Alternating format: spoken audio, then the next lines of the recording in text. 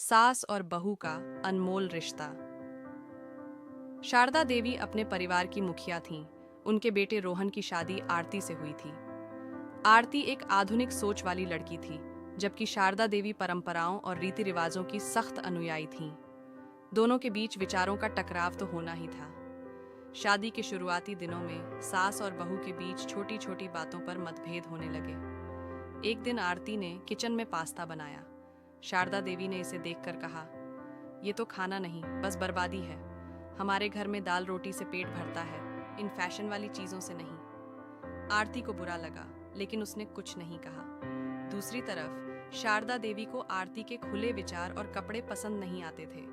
उन्हें लगता था कि आरती अपने तौर तरीकों से परिवार की मर्यादा तोड़ रही है। धीरे धीरे दोनों के बीच दूरी बढ़ने लगी। एक दिन घर में एक बड़ा संकट आ गया। रोहन की नौकरी छूट गई और परिवार पर आर्थिक दबाव बढ़ गया। शारदा देवी चिंता में थीं कि घर कैसे चलेगा। आरती ने स्थिति को समझते हुए अपने पुराने दोस्तों से संपर्क किया और एक ऑनलाइन व्यापार शुरू करने का सुझाव दिया। आरती ने शारदा देवी को अपने साथ काम करने के लिए मनाया। उसने कहा, मां जी, आपकी पारंपरिक रेसिपीज को हम ऑनलाइन बेच सकते हैं। ये न केवल हमारे परिवार को सहारा देगा, बल्कि आपकी पहचान भी बनेगी। शारदा देवी को पहले संदेह हुआ, लेकिन धीरे धीरे उन्होंने आरती का साथ दिया। दोनों ने मिलकर काम शुरू किया। आरती ने शारदा देवी की बनाई हुई अचार, पापड़ और मिठाई को ऑनलाइन बेचना शुरू किया। शारदा देवी का अनुभव और आरती की आधुनिक सोच ने व्यापार को नई ऊंचाइयों पर पहुंचा दिया। इस प्रक्रिया में सास और बहू ने एक दूसरे को समझना शुरू किया।